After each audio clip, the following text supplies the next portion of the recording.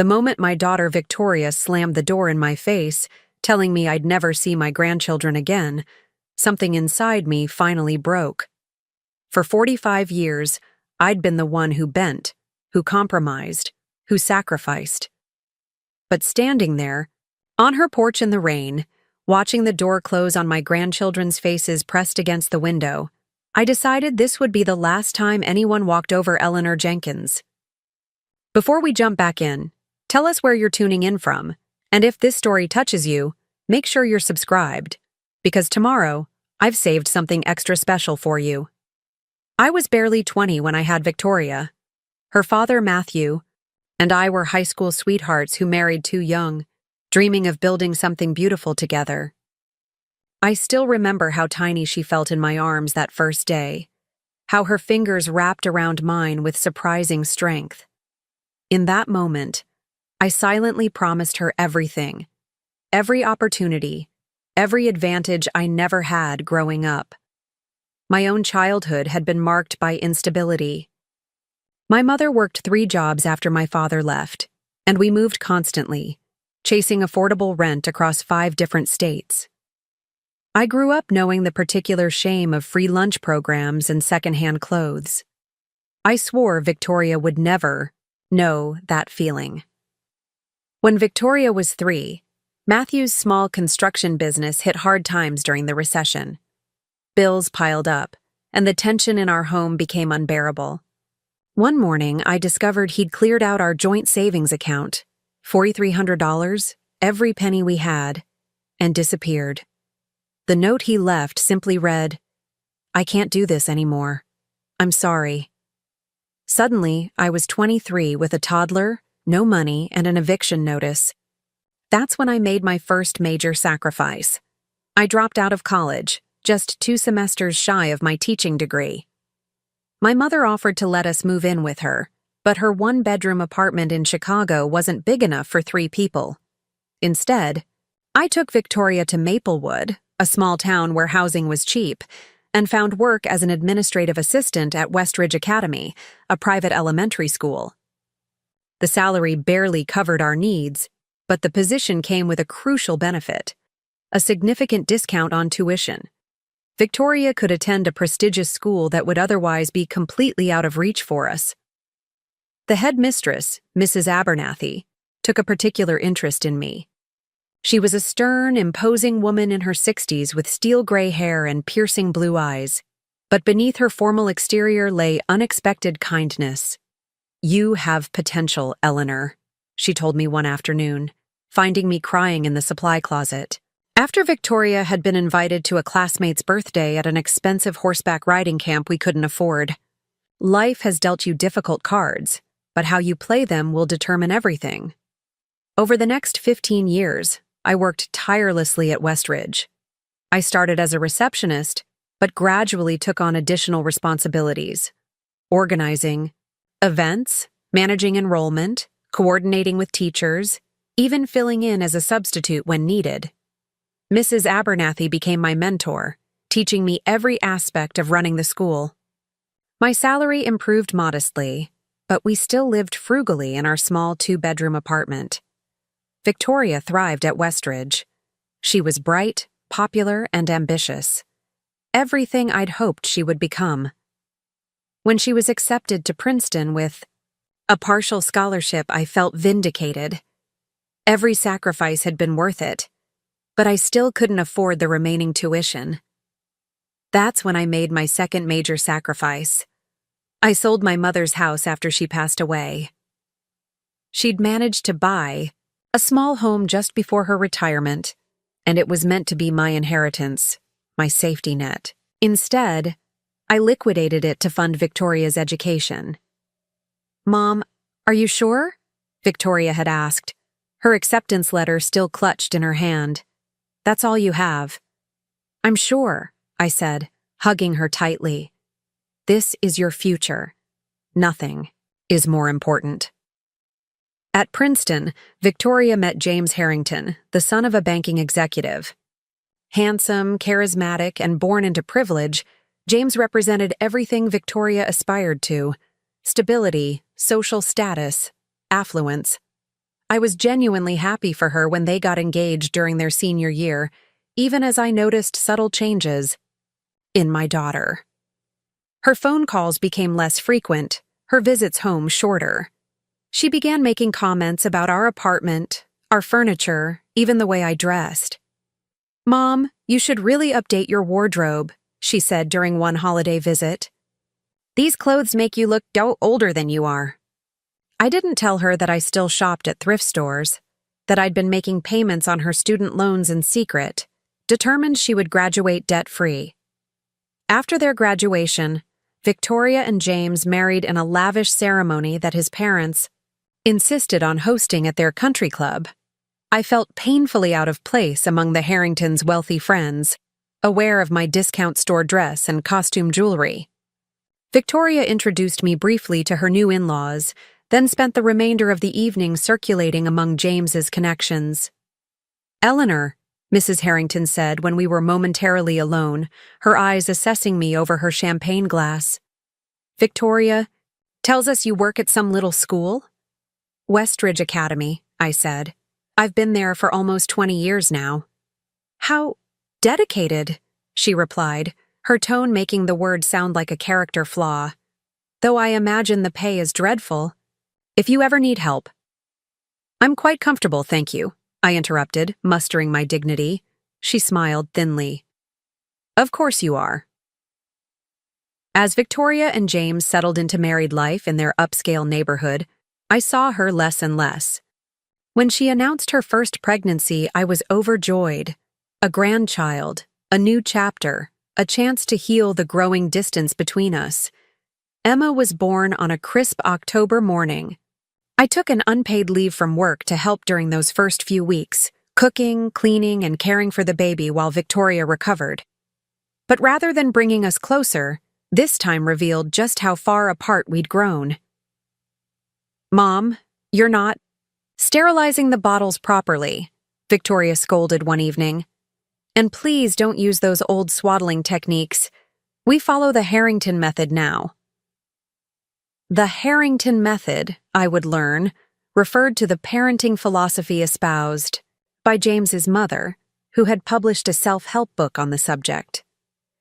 Victoria treated these guidelines as gospel, dismissing my own experience as outdated and provincial.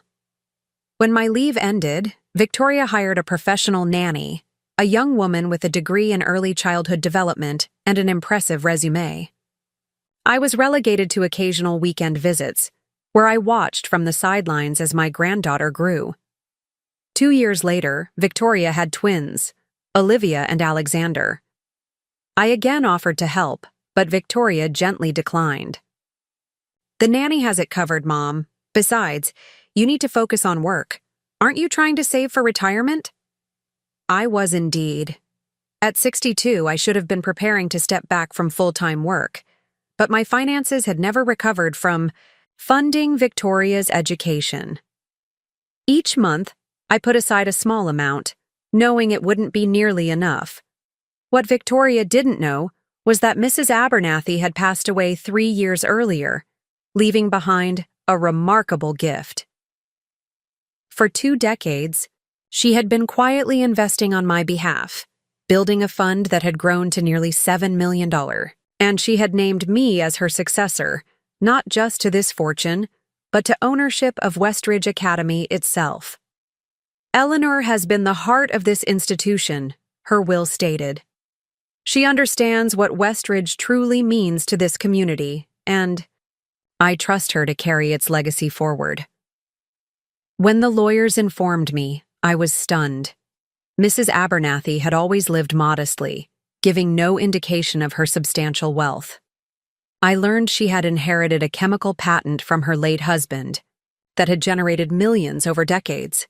I kept this information private, partly out of respect for Mrs. Abernathy's own discretion, but also from a desire to see how people would treat me if nothing appeared to change. I continued living in my apartment and driving my 10-year-old car. The only person who knew was my lawyer, Benjamin Waters, who helped me establish the necessary legal frameworks to assume ownership of the school. "You realize you could retire immediately," he said during one of our meetings. "Travel the world, buy a mansion, never work another day? I shook my head.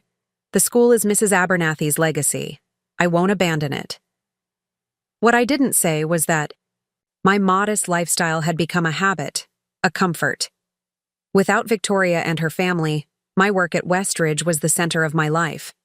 The students, teachers, and parents formed a community that valued me for my contributions, not my bank account. As the twins approached school age, Victoria and James faced a decision about their education. Westridge Academy had the best reputation in the area, but there was a 3-year waiting list for admission. Victoria called me one evening, her voice uncharacteristically hesitant. "Mom, I was wondering if you might have any connections at Westridge? The twins need to start kindergarten next year, and we really want them at the best school." It was the first time in years Victoria had acknowledged that my position might be valuable. I felt a glimmer of hope. Preparing and narrating this story took us a lot of time, so if you are enjoying it, subscribe to our channel. It means a lot to us. Now back to the story. "I might be able to help," I said carefully. "Let me see what I can do." I arranged for Victoria, James, and the twins to tour the school the following week. They were greeted by the new headmaster, Dr. Reynolds, whom I had personally selected after Mrs. Abernathy's passing. He was unaware of my ownership, believing I was simply a longtime administrative director. "The Jenkins twins," he said warmly, reviewing their application. "I see your grandmother has been with us for quite some time, Mrs. Harrington. We always appreciate our Westridge family connections, but I'm afraid our waiting list policy is quite strict." Victoria's smile faltered. "Surely there must be some flexibility. My husband's family makes substantial donations to educational institutions." Dr. Reynolds glanced at me, then back to Victoria. "We evaluate all applicants on the same criteria, regardless of potential donations. However," he added, noting her disappointment, "we do have a legacy consideration for children of alumni. As Ms. Jenkins' daughter, your children would qualify." Relief washed over Victoria's face. She barely acknowledged my role in this exception, instead launching into questions about the curriculum and facilities. As they toured the campus, I noticed how at ease the twins seemed, especially Emma, now 5, who trailed behind with me. "Grandma," she whispered, slipping her small hand into mine, "do you work here all the time?" "I do, sweetheart," I replied. "Then I want to come here," she said decisively. "We could have lunch together every day." Her words warmed my heart, but I knew better than to expect such simple pleasures.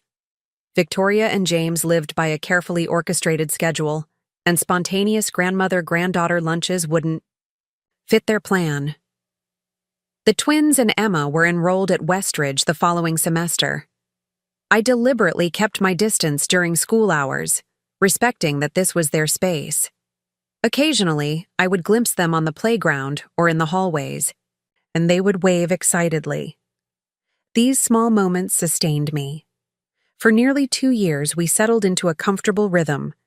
Victoria became involved with the Parents Association, organizing fundraisers and volunteering at school events. During these functions, she would acknowledge me cordially, sometimes even inviting me to join their family for dinner afterward. I began to hope that Westridge might bridge the gap between us, providing common ground where we could rebuild our relationship. But I was unprepared for how quickly everything would unravel. The catalyst was, ironically, a school fundraiser, a bus day charity auction to renovate the library. Victoria had been appointed chair of the planning committee, a position that elevated her standing among the wealthy Westridge parents. The event was held at the Harrington Country Club, transforming the ballroom into an elegant auction venue. I attended in my capacity as administrative director, wearing a simple black dress I'd owned for years. Victoria was resplendent in designer evening wear, moving confidently among guests who represented the city's elite. I hung back, helping where needed but careful not to intrude on her moment. During the live auction, A bidding war erupted over a luxury vacation package. Victoria's mother-in-law, Margot Harrington, raised her paddle repeatedly, clearly determined to win. When the bid reached $15,000, she turned to me with a smile that didn't reach her eyes. "Eleanor, aren't you going to bid? Oh, that's right. This is probably beyond your means." Several nearby parents chuckled. I felt my face flush but maintained my composure. "The school appreciates all contributions, large and small," I replied evenly. Victoria witnessed this exchange but said nothing, her smile frozen in place. Later, as the event wound down, I overheard her speaking to Margot in a quiet corner. "I'm so sorry about that," Victoria was saying. "Mom's always been, well, you know. That administrative job is the best she could do after dropping out of college. She means well." Margot patted her arm. "Darling, you've risen above your circumstances admirably. No one would ever guess your background, the way you carry yourself now." I slipped away before they could see me, a painful knot forming in my chest. That night, I made a decision. After nearly 3 decades in the shadows, it was time to step into the light as Westridge's owner. The following Monday, I would meet with my lawyer to prepare the announcement. But before I could implement this plan, disaster struck. The next morning, my phone rang at 6 a.m. It was James, his voice tight with anger. "Eleanor, what the hell have you been telling the twins about? Victoria's childhood?" Confused and still half asleep, I struggled to understand. "Nothing, James. What are you talking about?" "Alexander came home yesterday talking about how his mommy used to be poor, how you sacrificed everything so she could go to fancy schools. He said his teacher told him you were a true hero who gave up your education and future for your daughter." My heart sank. The previous week, Westridge had held a Family Heroes event where students shared stories about inspirational relatives. Alexander's teacher, Ms. Winters, was a longtime colleague who knew my history with Victoria. "James, I didn't put Alex up to this. The children were asked to talk about family members they admire." "Save it," he cut in. "Victoria is humiliated. Do you have any idea what this does to our standing in the community? Her mother-in-law heard about it at her book club this morning." "It's the truth, James," I said quietly. "I don't see why Victoria should be ashamed of where she came from." "Because it's not the narrative we've established," he snapped. "Victoria has worked hard to build the right connections, the right image. We don't need your working class hero story undermining that." Before I could respond, I heard Victoria's voice in the background, demanding the phone. "Mom," she said, her voice cold and controlled, "I trusted you with my children's education, and this is how you repay me? By turning them against me? By making me look like some charity case?" "Victoria, sweetheart, I don't want to hear it. I've spent my entire adult life trying to distance myself from that apartment, from watching you count pennies at the grocery store, from the pitying looks when other mothers realized you were a single parent." Her words cut deeper than any knife. "You're ashamed of me," I whispered. "I'm ashamed of how you're using my children to boost your ego," she retorted. "Well, it stops now. The twins and Emma won't be returning to Westridge, and until you learn some boundaries, you won't be seeing your grandchildren at all." The line went dead. I sat on the edge of my bed, phone still clutched in my hand, as the weight of her words crashed over me. My own daughter had just excised me from her life, and worse, from my grandchildren's lives, because I represented a past she wanted to erase. For 3 days, I moved through my routine like a ghost. I called Victoria repeatedly, but my calls went straight to voicemail. I drove to their house, only to find no one answered the door, though cars were clearly in the driveway. I even tried contacting James's office, but was told he was unavailable. On the 4th day, Dr. Reynolds called me into his office. His expression was grave. "Eleanor, I've received a strongly worded email from the Harringtons. They're withdrawing their children from Westridge, effective immediately. Moreover, they're threatening legal action against the school and specifically against Ms. Winters for what they're calling inappropriate disclosure of private family information to other students. I sank into a chair. They can't be serious. Alexandra simply shared that his mother grew up with less advantage than he has. How is that grounds for a lawsuit? They're claiming defamation and intentional infliction of emotional distress, he said, sliding a printed email across the desk. According to this, Victoria Harrington has built her social and professional reputation on certain assumptions about her background. They believe Ms. Winters deliberately undermined that narrative. Reading through the legal threats, I felt something shift inside me. For decades, I had protected Victoria, sacrificed for her, remained silent when she gradually erased me from her narrative. And now, she was not only cutting me off, but threatening the school that had given her every advantage. Dr. Reynolds, I said, my voice steadier than I expected. I believe it's time I shared something with you. Over the next hour, I explained my true relationship to Westridge Academy, that I was not merely an administrative director, but the owner and primary benefactor of the school. I showed him the legal documentation and outlined the circumstances of Mrs. Abernathy's bequest. His astonishment gave way to understanding.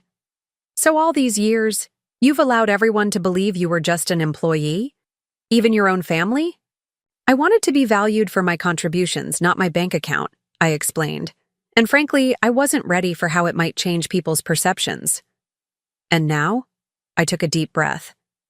Now I think it's time for the truth. All of it. That afternoon, Benjamin Waters arrived at Westridge to help formulate our response to the Harringtons' threats. We drafted a carefully worded letter, revealing my ownership of the school and dismissing their legal claims as baseless. I should deliver this personally, I told Benjamin. Victoria needs to hear this from me. He looked concerned. Eleanor, are you sure? This might escalate the situation. I'm done hiding, I said firmly.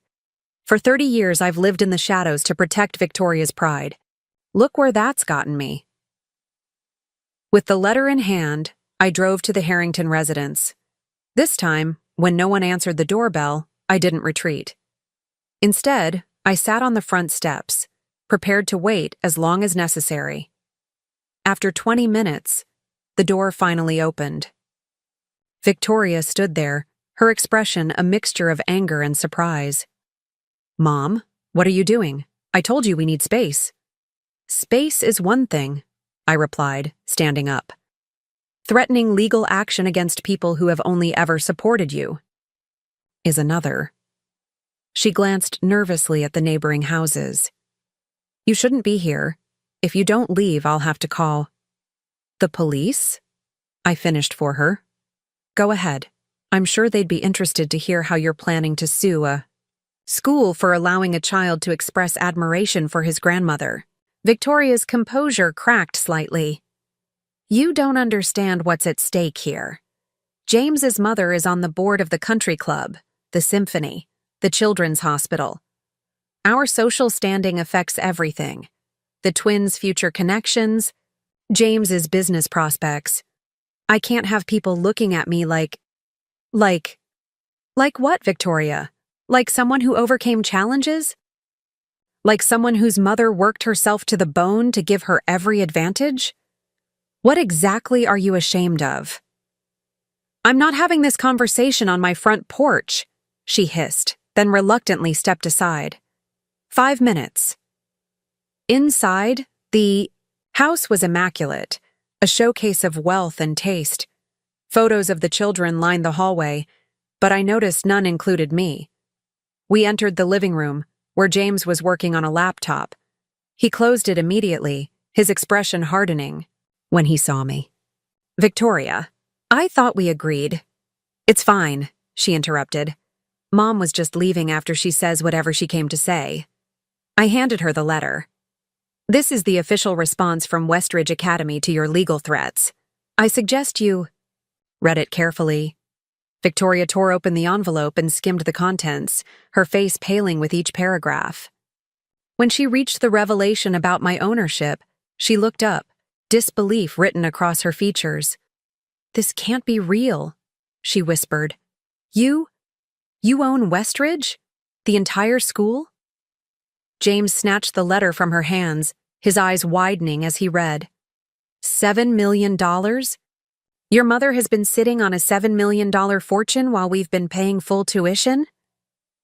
"Mrs. Abernathy left me more than money," I said quietly. "She left me her legacy, her vision for what education should be. A vision I've upheld for nearly a decade now, without anyone realizing who was really signing the checks." Victoria sank onto the sofa, her carefully constructed world visibly crumbling around her. "Why didn't you tell me?" "Would it have mattered?" I asked. "Would you have treated me differently if you'd known I had money? Would you have stopped being ashamed of where you came from, of who I am?" She had no answer. "For 30 years, I've watched you distance yourself from me, from your roots. I've stood by while you crafted a narrative that erased every sacrifice I made. I kept silent when you implied to your in-laws that I was some sort of failure. And now, you've banned me from my grandchildren's lives because a 7-year-old expressed pride in his grandmother." James cleared his throat. "Eleanor, I think there's been a misunderstanding. We never intended to cut you off permanently. We just needed some boundaries." "Save it, James," I interrupted. I heard Victoria clearly, and now I'm setting some boundaries of my own. The lawsuit against Westridge ends here. The children are welcome to return to school. In fact, I'll personally guarantee their places. But this pretense ends today. I turned back to Victoria, whose eyes were brimming with tears. "I've spent my life trying to give you everything, Victoria. I sold my only inheritance so you could attend Princeton. I've lived in the same apartment for 20 years so you could graduate debt-free. I kept my ownership of Westridge private because I wanted to be valued for who I am, not what I have." "Mom, I didn't know," she began. "You didn't want to know," I corrected gently. "It was easier to reimagine your background than to acknowledge that your opportunities came at a cost, my cost." Victoria wiped her eyes. "What happens now?" "Now," I said, "we tell the truth, all of it. To your children, to the Harringtons, to everyone. No more hiding, no more shame. And maybe, if we're honest with each other, we can build something real." I turned to leave, pausing at the door. "The children have a family history project due next week at Westridge. If they're returning, perhaps you could help them with it. The real history this time." As I walked to my car, the front door opened again. I expected Victoria or James, but instead, it was Emma, running down the steps in her pajamas. "Grandma, wait," she called, throwing her arms around my waist. "Are you coming back?" I knelt, down to her level, brushing a strand of hair from her face. "I never left, sweetheart. And I never will." Looking into her eyes, so like Victoria's, so like my own, I saw the future unfolding with new clarity. The truth, however uncomfortable, had finally set us all free. Behind Emma, Victoria stood in the doorway, her expression unreadable. But she didn't call her daughter back inside. Instead, she watched us, perhaps seeing for the first time what had always been there. The unbreakable thread that connected 3 generations of women, stronger than pride, stronger than shame, stronger even than betrayal. It was a beginning. The week following my confrontation with Victoria and James was eerily quiet. No calls, no texts, no further legal threats. I carried on with my duties at Westridge, while privately finalizing the paperwork to officially declare my ownership. Benjamin Waters, my attorney, urged caution. "Once this becomes public, everything changes," he warned during our meeting. "You've lived anonymously for so long, Eleanor. Are you prepared for the attention, the questions, the people who'll suddenly want to be your best friend?" I smiled wryly. At 62, I'm a bit old for new best friends, Benjamin. Besides, I'm not announcing this to become a local celebrity. I'm doing it because I'm tired of shadows. He nodded, understanding passing. Between us. Benjamin had been handling my legal affairs since Mrs. Abernathy's passing. He knew better than most how carefully I'd guarded my privacy, how deliberately I'd avoided drawing attention to my financial situation. "We'll issue the press release Monday morning," he said, sliding the finalized document across his desk. "I've arranged for Dr. Reynolds to hold a staff meeting first thing, so your colleagues hear it from you rather than the news." That Friday afternoon, I sat alone in my modest office at Westridge, surrounded by 30 years of memories. Photographs of graduating classes lined the walls. Thank you cards from parents and students filled a bulletin board. In one corner stood a small bookshelf with yearbooks dating back to when Victoria first enrolled. I pulled out her senior yearbook, flipping to her class photo. Victoria Harrison, most likely to succeed.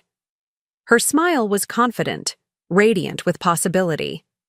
I traced my finger over her face, remembering the girl who used to fall asleep with her head on my lap while I reviewed enrollment paperwork late into the night. Somewhere between that moment and now, I'd lost her. A gentle knock interrupted my thoughts. Looking up, I was startled to see Emma standing in my doorway, still wearing her school uniform, though classes had ended hours ago. "Emma, what are you doing here, sweetheart? Where's your mother?" She shuffled into the office, clutching a worn purple backpack. "Mom doesn't know I'm here. Ms. Peterson was having after-school art club, and I told Mom I wanted to stay. Then I snuck over to find you." My heart clenched. Victoria would be furious if she knew Emma had sought me out against her explicit instructions, yet I couldn't turn my granddaughter away. "Come sit down," I said, patting the chair beside my desk. "Does your mom know where you are now?" Emma shook her head, her eyes downcast. "She's picking me up at 5. That's in 20 minutes. "We should call her," I began, reaching for my phone. "No!" Emma exclaimed, her eyes filling with tears. "Please, Grandma, I just wanted to see you. Everyone says we're not coming back to school here, and you're not allowed to come to our house anymore. And I don't understand why." I sighed, setting down the phone. Sometimes adults have disagreements that are complicated to explain. Is it because Alexander said you were poor? Mom got really mad when he said that. Out of the mouths of babes. I chose my words carefully. Your mother and I have different ideas about what's important to share about our family history. It's not about being poor or rich. It's about understanding where we come from. Emma considered this, her small face scrunched in concentration. "Well, I think it's cool that you helped Mom go to college and everything. That's what Alexander told me. He said his teacher said you're a hero." Despite everything, I smiled. Ms. Winters is very kind, but I was just being a mom. That's what parents do. They try to give their children the best opportunities they can. Then why is Mom so mad about it? How to explain social climbing to a 7-year-old? How to articulate the complex shame Victoria felt about her origins? I settled for a simpler truth. Sometimes people want to focus on where they're going, not where they've been. Your mom has worked very hard to build the life you have now. Emma kicked her feet thoughtfully against the chair leg. But you're part of where she's been, right? So does that mean she doesn't want you in where she's going? The innocent question pierced straight through me. Before I could formulate a response that wouldn't disparage Victoria, Emma continued. Olivia and Alexander and me, we decided we don't want to go to a different school. We like it here, and we really, really miss you, Grandma. I pulled her into a hug, breathing in the scent of apple shampoo and childhood. I miss you too, sweetheart. More than you know. We sat together for a few minutes, Emma showing me her latest art project, a family tree she'd been working on for class. I noticed she'd placed my name prominently near the top, with a heart drawn around it. Such a small thing, yet it filled me with warmth. "Grandma," she said suddenly, looking up at me with serious eyes, "if you owned a whole school, would you let kids see their grandmas whenever they wanted?"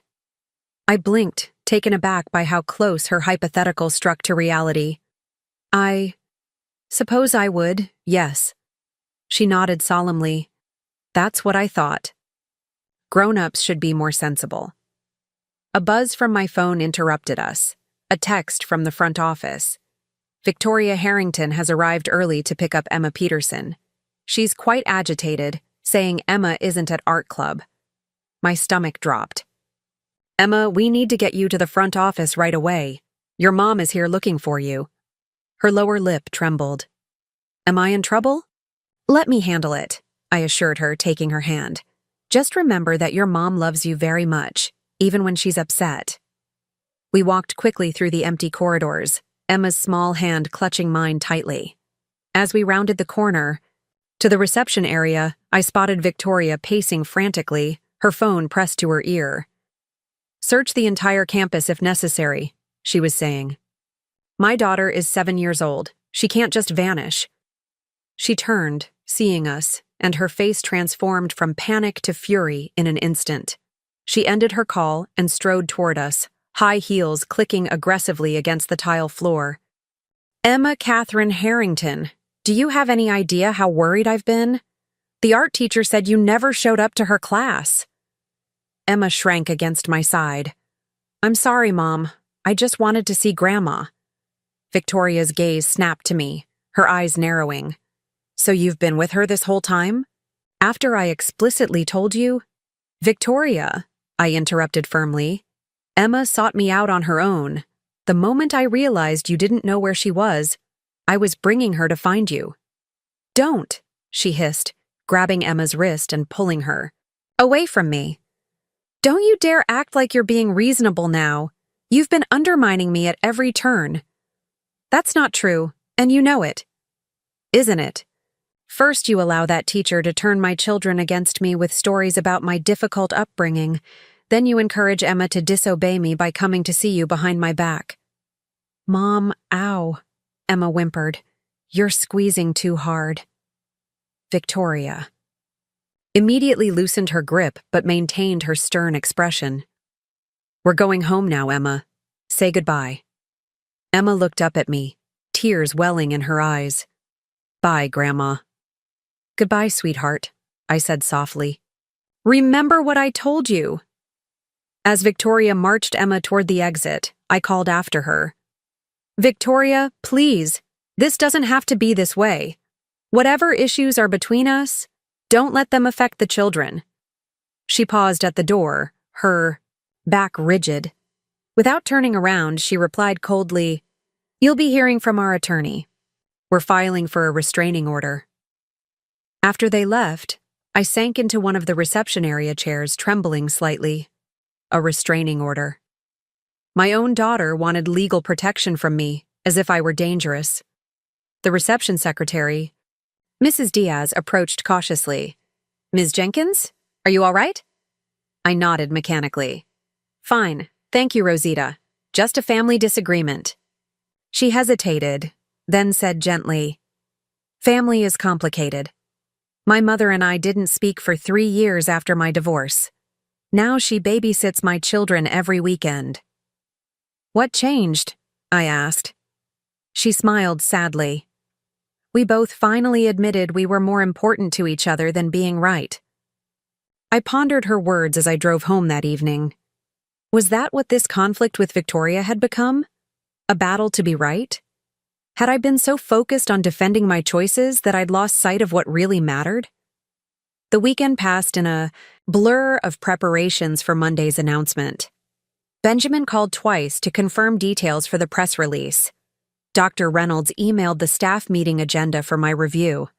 Through it all, I moved as if underwater, my thoughts continually circling, back to Victoria's threat of a restraining order. Sunday evening, as I was reviewing my notes for the staff announcement, my doorbell rang. Checking the peephole, I was shocked to see James standing in the hallway, looking uncharacteristically disheveled. I opened the door cautiously. James? Eleanor? He nodded stiffly. May I come in? I stepped aside, allowing him into my apartment. His eyes swept over my modest living room, the secondhand furniture, the faded curtains, the ancient television. Nothing had changed since Victoria lived here as a teenager. Victoria doesn't know I'm here, he said, declining my offer to sit. If she found out I came to see you, especially after what happened with Emma. I understand, I replied, though I didn't. Why would James, who had always followed Victoria's lead in family matters, suddenly defy her by coming here? He paced the small space, hands thrust deep in his pockets. I need to understand something, Eleanor. This letter from your lawyer, about you owning Westridge, is it legitimate? Yes, I said simply. Every word. So you've had millions of dollars all this time. It wasn't a question. Since Mrs. Abernathy passed, yes. James shook his head incredulously. And you've been living in this place? Driving that beat-up car? Working as a school administrator when you could have been on a beach in Bali? I never wanted Bali, I replied. I wanted purpose. Mrs. Abernathy gave me that along with the money. But why keep it secret? From everyone? From your own daughter? I gestured for him to sit, feeling suddenly tired of standing. This time he complied, perching awkwardly on the edge of my sofa. Do you know what it's like, James, to wonder if people value you for yourself or for what you can give them? I watched Victoria change when she entered your world, how she gradually adopted your family's values, their judgments, their dismissal of where she came from. I wanted to know if that change was permanent, or if somewhere inside she still remembered what really matters. James flushed, defensive. My family welcomed Victoria. Your family tolerated her, I corrected gently. They accepted her because she was willing to erase her past and embrace their standards of success. Tell me, if Victoria had insisted on acknowledging her background, our financial struggles, my single motherhood, this apartment, would your parents have been so accommodating? He didn't answer, which was answer enough. Now, I continued, imagine if I had suddenly announced I was worth millions. How would your family have treated me then? Would I have become acceptable overnight? Would Victoria's unfortunate history have been reframed as an inspiring tale of perseverance? James had the grace to look uncomfortable. You make us sound shallow. Not shallow, James. Human. We all want to belong. Victoria found belonging in your world, but the price was pretending to be someone she wasn't, someone who had no connection to poverty, to sacrifice, to this apartment. I chose not to pay that price. He was quiet for a long moment, studying his hands. Finally, he looked up. Victoria is filing for that restraining order tomorrow. She's convinced you're trying to turn the children against her, to make her look bad in front of the Westridge community. And what do you think? I asked. His expression was conflicted. I think Victoria has spent so long constructing this perfect image that she can't bear any cracks in the facade. And I think I've enabled that because it was easier than challenging her. Why are you telling me this, James? He stood, straightening his jacket. Because tomorrow, everything changes. Once your ownership of Westridge becomes public, Victoria's narrative collapses completely. She won't just be the daughter of a school administrator. She'll be the daughter who rejected her wealthy mother, who threatened legal action against her own family legacy. I hadn't considered how my announcement would affect Victoria's social standing. Would it make things worse? Would it drive her further away? The restraining order, James continued. It won't just keep you from the children. It will keep you from the school while the children are present. Victoria knows what she's doing. She's trying to force you to choose between your relationship with your grandchildren and your role at Westridge. My blood ran cold. She can't do that. I own the school. Ownership doesn't override a court order, Eleanor. And Victoria has my mother's entire social network behind her. Judges, lawyers, influential community members. The Harringtons protect their own. Are you threatening me, James? He shook his head wearily. I'm warning you. There's still time to find another way through this. What way? Continue hiding? Pretend I have no connection to my grandchildren? Allow Victoria to erase me from their lives because I'm an inconvenient reminder of where she came from? No, he said, surprising me. But maybe there's a compromise, a way for Victoria to save face while allowing you back into the family. I raised an eyebrow. I'm listening. Delay your announcement. Give me time to work with Victoria to help her see that embracing your true background, your success story, could actually enhance her standing, not diminish it. The wealthy philanthropist who worked her way up from nothing, who chose purpose over luxury. That's compelling, Eleanor. People respect that narrative far more than they respect inherited privilege. And if she refuses to see it that way? James reached into his pocket and withdrew a small USB drive, placing it on my coffee table. This contains documentation of every major donation the Harrington family has made to Westridge over the past 7 years. Substantial donations, Eleanor. My father is particularly proud of the new science wing that bears his name. I stared. At the drive, understanding dawning. You're giving me leverage. I'm giving you options, he corrected. I love Victoria, but she's wrong about this. The children need their grandmother. And frankly, they need to understand that success isn't just about projecting the right image. It's about integrity, hard work, and sometimes sacrifice. After James left, I sat holding the USB drive, turning it over in my hands. It felt wrong, somehow like a betrayal, to use the Harringtons' financial information as ammunition against Victoria. Yet, wasn't that exactly what she was doing to me? Weaponizing my past, my choices, my relationship with my grandchildren? I barely slept that night, weighing James's suggestion against my planned announcement. By morning, I'd made my decision. I dressed carefully in one of my few good suits, applied minimal makeup, and drove to Westridge earlier than usual.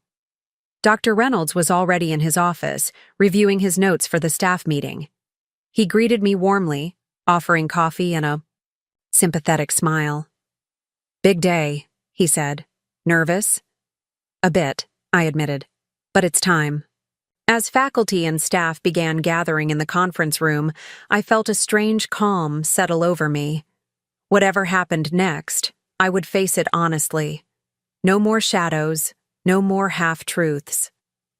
The room quieted as Dr. Reynolds called the meeting to order. Thank you all for coming early this morning. As you know, Westridge Academy has undergone significant changes since Mrs. Abernathy's passing. Today, we have an important announcement about the school's leadership and future direction. He nodded to me, and I stepped forward, scanning the familiar faces of colleagues I'd worked alongside for decades.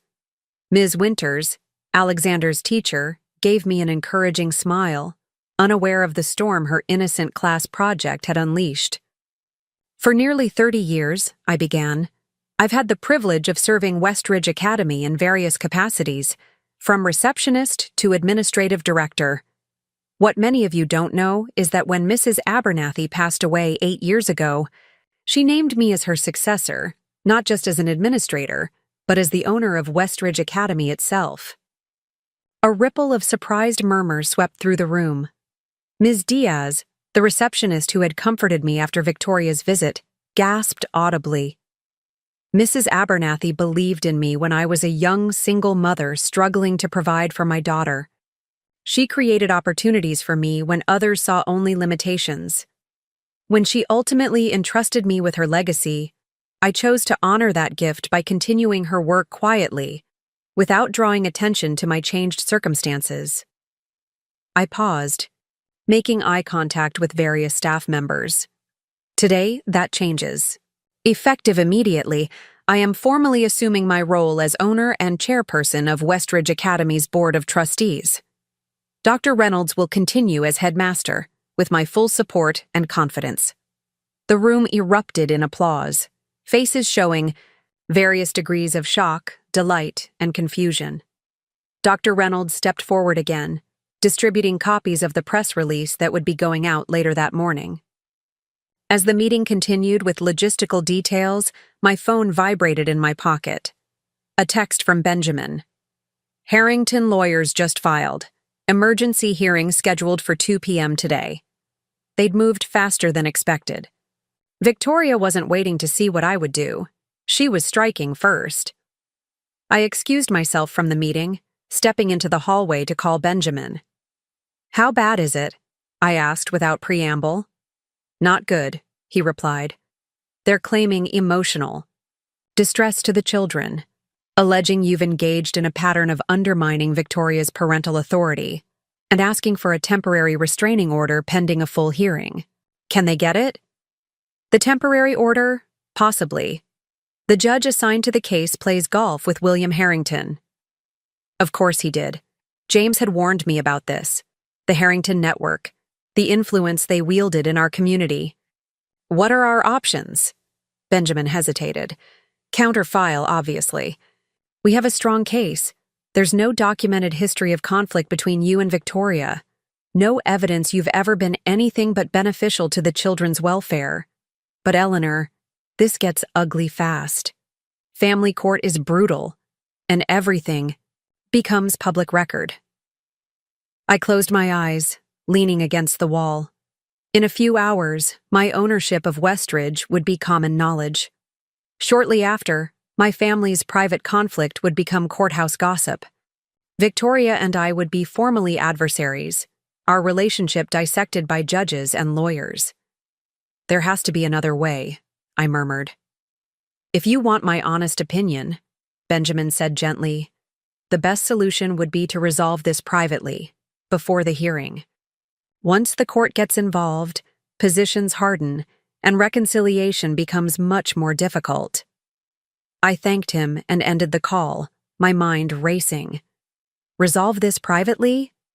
How, when Victoria wouldn't even speak to me, when she was actively trying? To legally bar me from my grandchildren's lives? Back in the conference room, the meeting was wrapping up. Colleagues approached to congratulate me, express surprise, ask questions about my plans for Westridge. I answered mechanically, my thoughts elsewhere. As the room emptied, Dr. Reynolds approached with concern.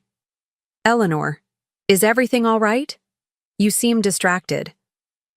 I considered confiding in him, but decided against it. My family drama shouldn't become school business, at least not yet. "Just processing the change," I said, forcing a smile.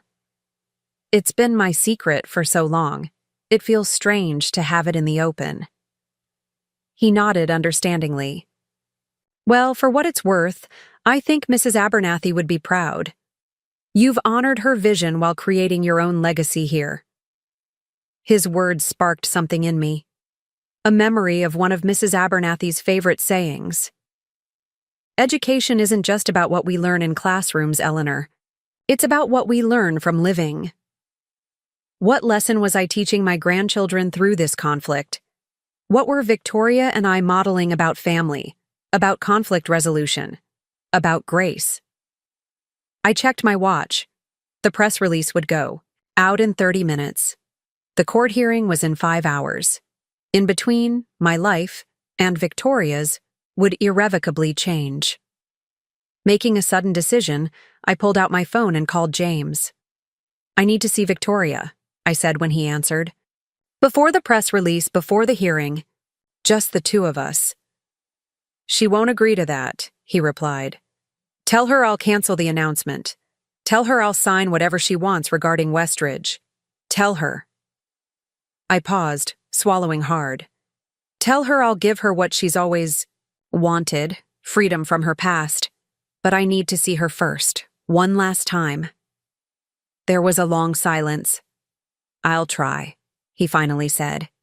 An hour later, I sat in my office, the press release temporarily suspended, awaiting word from James. My colleagues were confused by the delayed announcement, but Dr. Reynolds had covered admirably, citing last-minute legal details. Just as I was losing hope, my phone rang. Victoria. "Mom," she said, her voice tight. "James says you want to meet." "Yes," I confirmed. "Just you and me. No lawyers, no accusations. Just a mother and daughter trying to find a way forward." "There is no way forward," she said flatly. "You've made that impossible." "Victoria, please, before you shut the door completely, hear me out. One conversation, that's all I'm asking." She was quiet for so long I thought she'd hung up. Finally, she sighed. "Fine. I can meet at noon at the cafe across from your lawyer's office. I have the hearing at 2, so this needs to be brief." "Thank you," I said, relief washing over me. "I'll be there." The cafe was nearly empty when I arrived. Just before noon. I chose a table in the corner, away from windows and other patrons. Victoria entered precisely at 12, her expression guarded. She wore a tailored suit and pearls, court attire, I realized. She was taking this hearing very seriously. "Victoria," I greeted her, resisting the urge to reach for her hand. "Thank you for coming." She sat stiffly, placing her purse on the table between us like a barrier. "James said you'd cancel the press release. Has that been done?" "Temporarily postponed," I clarified. "The rest depends on our conversation today." Her mouth tightened. "I don't see what there is to discuss. You kept your wealth a secret while watching me struggle to maintain our standing in James's world. You allowed the children to hear stories that undermine my position as their mother. You've created chaos in our lives, and now you're threatening to publicly embarrass me by announcing you own the very school I just withdrew my children from. What exactly is your goal here, Mom?" The bitterness in her voice stung, but I forced myself to listen without becoming defensive. "My goal, Victoria, has always been the same. To see you happy, to be part of your life and the children's lives. That's all." "Then why the secrets? Why let me believe you were barely getting by all these years? Do you know how many nights I lay awake worrying about your retirement, feeling guilty that I couldn't help you more? Was that some kind of test?" I hadn't considered that angle, that my hidden wealth might have caused Victoria genuine concern for my welfare. "It wasn't a test," I said quietly. "After Mrs. Abernathy died, I needed time to adjust to my new circumstances. By the time I felt ready to share the truth, you were so embedded in the Harrington world, so different. I was afraid." "Afraid of what?" she demanded. "Afraid that if you knew I had money, it would be the only thing you valued about me. Afraid that the Harringtons would suddenly find me acceptable, not because I was your mother, but because I was wealthy. Afraid that money would become the only language left between us." Victoria's expression softened slightly. "That's not fair. I've never cared about money for its own sake." "Haven't you? You married into wealth, Victoria. You adopted their values, their judgments, their way of life. When Emma asked me why you were angry about Alexander mentioning our past, do you know what she said? She asked if you were ashamed of where you'd been, if that meant you didn't want me in where you were going." Victoria flinched. "She's 7. She doesn't understand." "Children understand more than we give them credit for. They see the truth we try to hide, that you've spent years constructing a narrative that excludes me, that denies your origins, that pretends you emerged fully formed into the Harrington world." "That's not true," she protested, but her eyes wavered. "Isn't it? Then why threaten legal action when Alexander mentioned I helped put you through college? Why ban me from the children's lives for being honest about our history? Why file for a restraining order to keep me away from my own school?" Victoria stared at her hands, her composed facade cracking. "You don't understand what it's like," she whispered. To always feel like you don't quite belong. To know people are judging you, looking for evidence that you're not really one of them. Every time the children mention where I came from, every time they talk about their grandmother who works at the school, I see the looks, the whispers. My heart ached for her. Victoria, those people aren't worth your energy, let alone your identity. Easy for you to say, she snapped, defensive again. You don't have to navigate their world. Your life is simple, straightforward. I almost laughed at the irony. My life has never been simple, Victoria. I've spent 30 years walking a tightrope, trying to give you everything without making you feel indebted, trying to be present without being intrusive, trying to matter to you for who I am, rather than what I can provide. Tears filled her eyes, surprising me. Victoria rarely showed vulnerability, especially in public. I never asked you to sacrifice everything, she said, her voice breaking slightly. I never wanted you to put your life on hold for me. I know you didn't, I said gently. But that's what mothers do. We make choices for our children, hoping they're the right ones. Sometimes we get it wrong. She dabbed at her eyes with a napkin, careful not to smudge her makeup. So, where does that leave us? I have lawyers waiting, a court hearing in 2 hours. You have a press release ready to announce you own Westridge. We're on a collision course, Mom. It doesn't have to be that way, I said, reaching into my bag. I withdrew a folder and placed it between us. This contains 2 documents. The first is a formal agreement transferring ownership of Westridge Academy to a nonprofit educational foundation. The second names you as the foundation's executive director, with full authority over the school's operations and finances. Victoria stared at the folder, visibly stunned. What are you saying? I'm saying Westridge can be yours, Victoria. You can reshape it according to your vision. You can ensure the twins and Emma receive the best education possible. You can build a legacy that honors both your past and your future. Why would you do this? She asked suspiciously. Because I'm tired of fighting. Because I want my grandchildren in my life. Because despite everything, you're my daughter, and I believe in you. She opened the folder hesitantly, scanning the documents with growing astonishment. There's no catch? No conditions? Just one, I said, meeting her gaze steadily. Drop the restraining order. Allow me to be a grandmother to the children, on whatever terms make you comfortable. I won't interfere with your parenting. I won't contradict your decisions. I just want to be present in their lives. Victoria closed the folder, her expression unreadable. And if I refuse? I took a deep breath. This was the moment of truth, the line I had decided I would not cross. Then the press release goes out at 1 o'clock.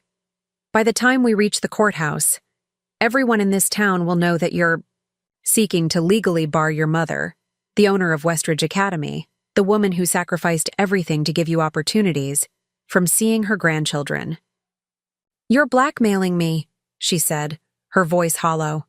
No, Victoria. I'm fighting for my place in this family. For the first time in 30 years, I'm putting myself first. She was silent for a long moment, her fingers tracing the edge of the folder. Finally, she looked up, a complexity of emotions in her eyes. You know what's ironic? All these years I've been trying to prove myself worthy of the Harrington name, to show I belonged in their world despite where I came from, and now it turns out my own mother has more wealth, more influence than they do. I smiled sadly. Money isn't power, Victoria. Love is. That's what I've been trying to tell you all along. She stood abruptly, gathering her purse and the folder. I need to think. I need to talk to James. The press release is scheduled for 1, I reminded her gently. Victoria nodded, already reaching for her phone. I know. You'll have my answer. Before then. As she walked away, I felt a curious mixture of hope and despair. I had finally stood my ground, finally spoken my truth. But at what cost? Would Victoria see this as an opportunity for reconciliation or the ultimate betrayal? 45 minutes later, my phone rang. Victoria's name flashed on the screen. I answered, my heart in my throat. "I've instructed my lawyer to withdraw the petition," she said without preamble. "The hearing is cancelled." Relief flooded through me. "Thank you, Victoria." "Don't thank me yet," she replied, her voice carefully controlled. "I've reviewed your proposal. I have some amendments." "I'm listening." "First, I want you to remain involved with Westridge, not as an employee, but as founder and chairperson emeritus of the foundation. Your experience, your connection to Mrs. Abernathy's vision, the school needs that." I was genuinely surprised. "You want me to stay?" "Second," she continued, ignoring my question, "I want a formal family dinner once a week. The children miss you. Emma hasn't stopped crying since I told her she couldn't see you anymore." "Victoria..." "Third," her voice softened slightly, I want us to try again. Not just for the children's sake, but for ours. I've been angry for a long time, Mom. Angry that you sacrificed so much. Angry that I couldn't give you the life you deserved. Angry that I felt caught between two worlds. But I'm tired of being angry. Tears welled in my eyes. "I'm tired too, sweetheart." "So, no press release," she said firmly. "No dramatic public announcements. We do this quietly, privately. A family matter, not a community spectacle. Can you agree to that?"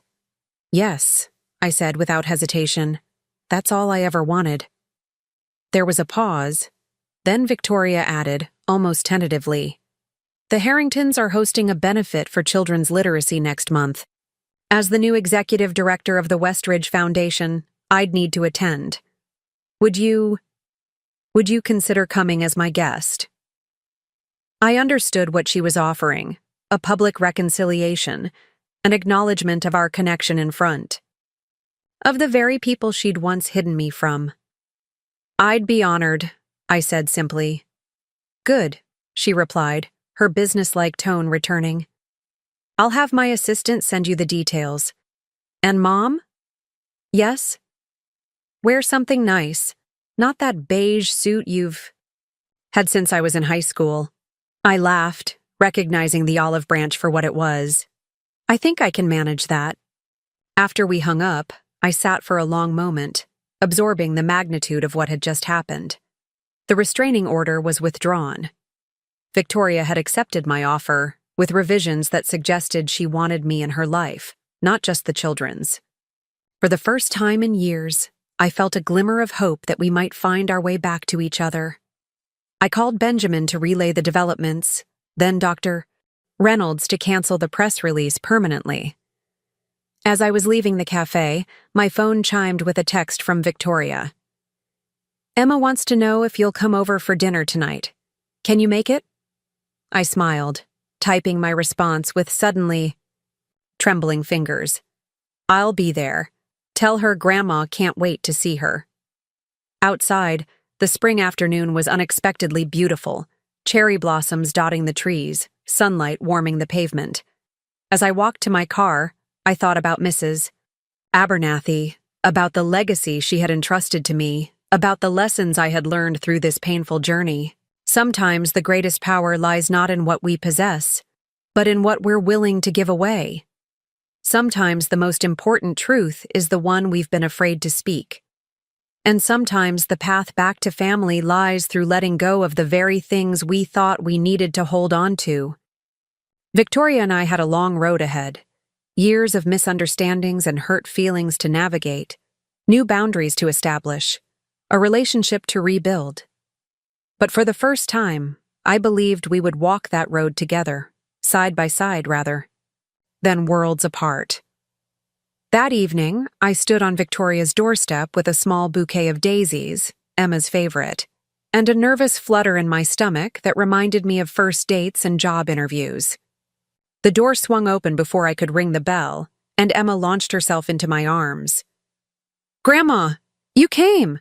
She exclaimed, squeezing me with surprising strength for a 7-year-old. Of course I did, sweetheart, I said, hugging her back. I promised, didn't I? Behind her, the twins peered curiously from the foyer. Alexander waved shyly, while Olivia maintained a more cautious distance. At 5, they were still forming their own personalities. Alexander thoughtful and observant. Olivia fiercely independent. Come in, Mom, Victoria called from somewhere inside. We're just setting the table. The Harrington home was exactly as I remembered it. Immaculate, tastefully decorated, and utterly impersonal.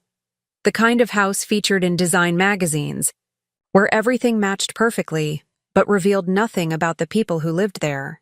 The only signs of life were the children's artwork magnetized to the refrigerator and a scattered trail of toys leading from the living room to the stairs. Victoria emerged from the kitchen wearing an apron over her designer clothes, her hair pulled back in a casual ponytail. She looked younger, more like the daughter I remembered. You brought flowers, she observed, her tone neutral but not unfriendly. The kids can put them in water. Emma eagerly took the daisies. I'll do it. I know where the blue vase is. As the children disappeared into the kitchen, Victoria and I faced each other in the foyer, the afternoon's confrontation still hanging between us like an unfinished conversation. Thank you for inviting me, I said simply. She nodded, tucking a strand of hair behind her ear, a nervous gesture from childhood she'd never quite outgrown. James is working late. He sends his regards. I wondered if that was true, or if James had tactfully recused himself from this first tentative family. Dinner. Either way, I was grateful for the chance to focus on Victoria and the children without navigating his presence as well. Can I help with anything? I offered. Victoria hesitated, then shrugged. Actually, yes. The pasta sauce needs stirring, and I'm still finishing the salad. In the kitchen, Emma was carefully arranging the daisies in a cobalt blue vase while the twins set the table with plastic plates decorated with cartoon characters, a sharp contrast to the formal china I'd seen Victoria use for dinner parties. Grandma's going to help with dinner, Victoria announced, and I noticed a subtle shift in the children's demeanor, a relaxing, as if my acceptance into this domestic scene had been officially sanctioned. As I stirred the simmering sauce, Victoria worked beside me, chopping vegetables for the salad. We moved around each other with the awkward dance of people relearning familiar choreography, occasionally bumping elbows or reaching for the same utensil. I haven't cooked for myself in ages, I admitted, tasting the sauce. It's usually just microwave meals or takeout.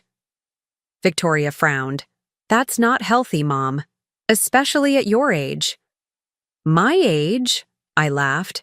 I'm 62, not 82. She had the grace to look embarrassed. You know what I mean. You should take better care of yourself. The concern in her voice, however clumsily expressed, touched me. When was the last time Victoria had worried about my well-being rather than how I reflected on her? I'll keep that in mind, I said, adding a pinch more oregano to the sauce. Though, I might need some cooking lessons. You've become quite the chef. Victoria's expression softened. James's mother insisted I learn, said no Harrington wife served store-bought meals. And did you enjoy learning? I asked carefully. She considered this, as if the question had never occurred to her. Actually, yes. There's something satisfying about creating a meal from scratch, seeing everyone enjoy it. Like your father's lasagna, I said without thinking. Remember how he used to spend all day on Sundays making it? The whole apartment would smell like garlic and basil. I instantly regretted mentioning Matthew. Victoria rarely spoke of her father, and I'd learned long ago not to bring him up. But instead of shutting down, she surprised me. I do remember, she said quietly. That and his horrible singing while he cooked. What was that song he always played? The one about New York? Billy Joel, I supplied, relieved. He was obsessed with New York State of Mind. played it until the neighbors complained. Victoria smiled, a real smile that reached her eyes. God, I haven't thought about that in years. As we carried the food to the table, I wondered if this was what healing looked like. Small, shared memories gradually rebuilding the bridge between us. Dinner itself was chaotic in the way only meals with young children can be. Emma regaled me with elaborate stories about school projects and playground politics. Alexander asked thoughtful questions about my work at Westridge, while Olivia mostly observed, occasionally whispering comments to her mother. "Grandma," Alexander said suddenly, during a lull in conversation. "Are you rich now?" Victoria nearly choked on her water. "Alexander, that's not an appropriate question." "It's okay," I assured her, turning to my grandson. "That's a complicated question, Alexander.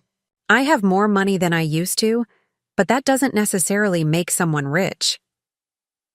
"But you own our school," he persisted, his 5-year-old mind grappling with this concept. "Mom said you're going to be the boss of the whole place." "Your mother and I will be working together," I clarified, glancing at Victoria.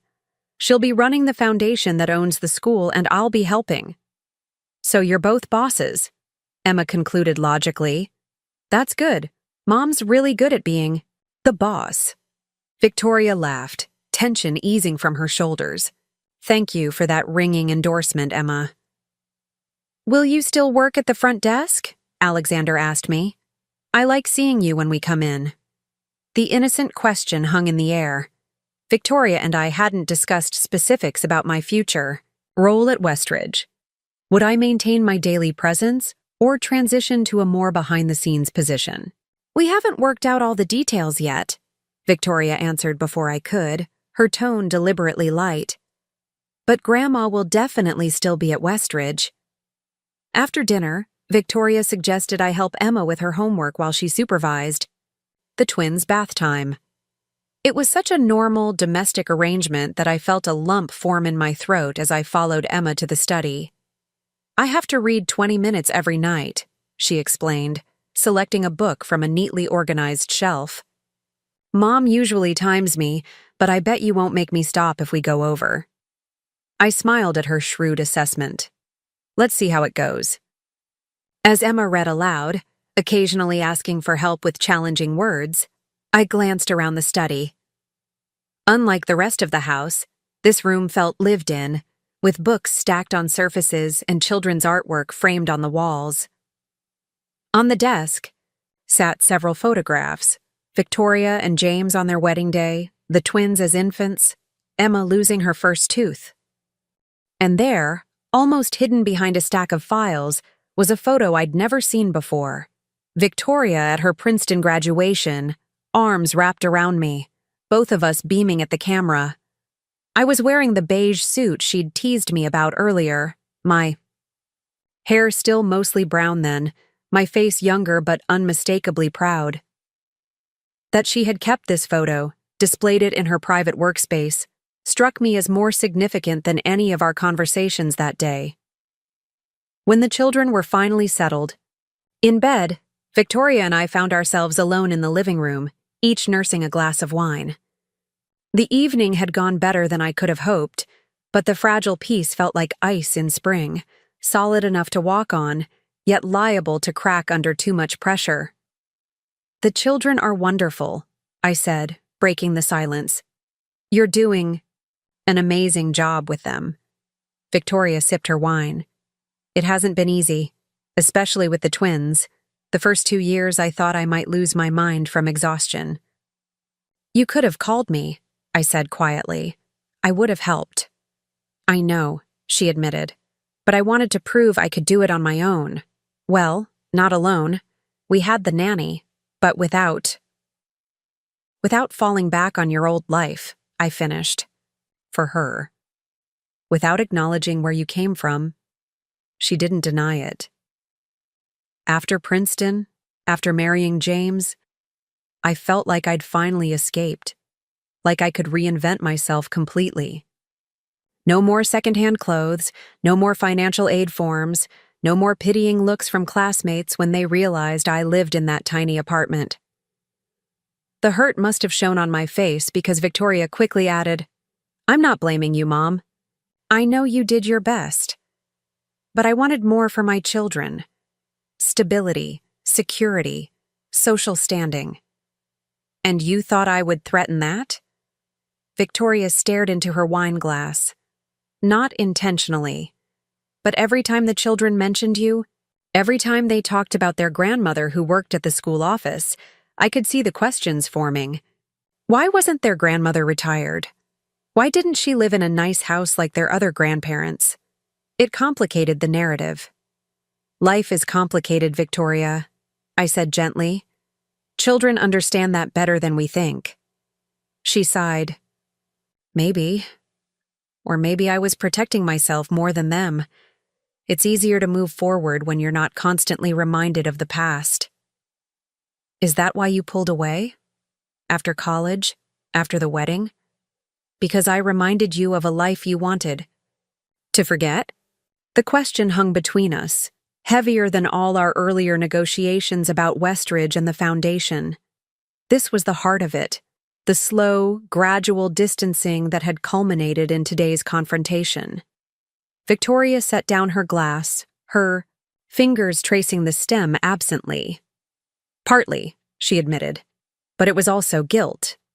Every time I looked at you, still working that same job, still living in that same apartment, I felt responsible, like my opportunities had come at the cost of your future." "That was my choice," I reminded her. "I never regretted it."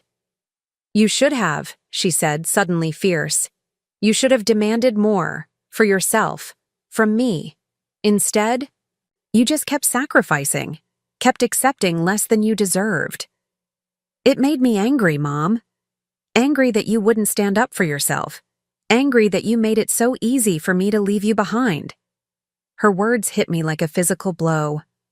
All this time, I'd interpreted Victoria's distance as rejection, as shame over her origins.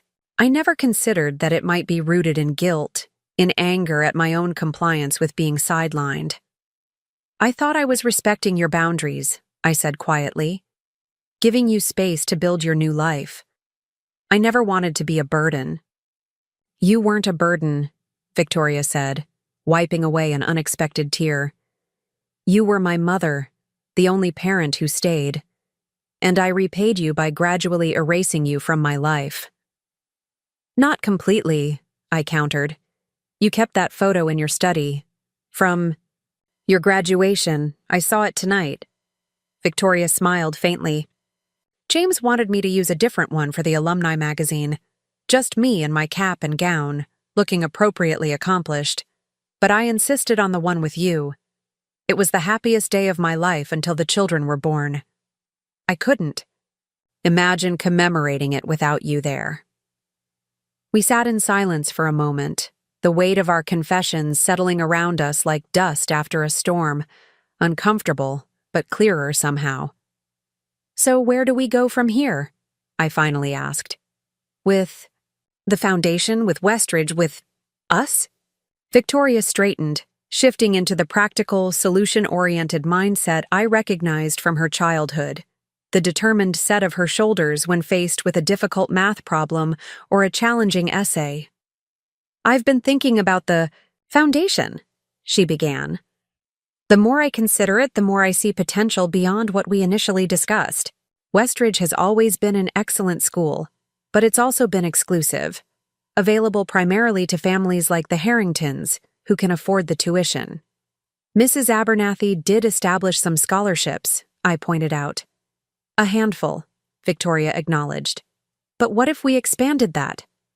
What if we used the foundation to ensure that at least 30% of Westridge students come from backgrounds like mine was, single-parent households, working-class families, children with potential but limited resources?" I stared at her, astonished. This was the last direction I'd expected the conversation to take. That would significantly impact the operating budget. The Harringtons and their circle might not support such a radical shift. Victoria's jaw tightened in a familiar expression of stubbornness. Let me worry about the Harringtons. James will back me on this, and his father follows his lead more than he admits. Besides, we'll frame it as extending Westridge's legacy, ensuring its relevance for the next generation. You've given this some thought, I observed, intrigued by this glimpse of a Victoria I hadn't seen in years. Passionate, purposeful, unconcerned with appearances. I have, she admitted. Ever since Alexander came home talking about you, I've been thinking about my own childhood, about how different my life might have been without Westridge, without your sacrifices. There are so many children who never get that chance. And you want to provide it? She nodded, leaning forward. Mom, don't you see? This could be our legacy, yours and mine. A way to honor what you did for me by extending that same opportunity to others. Not charity, but investment in potential.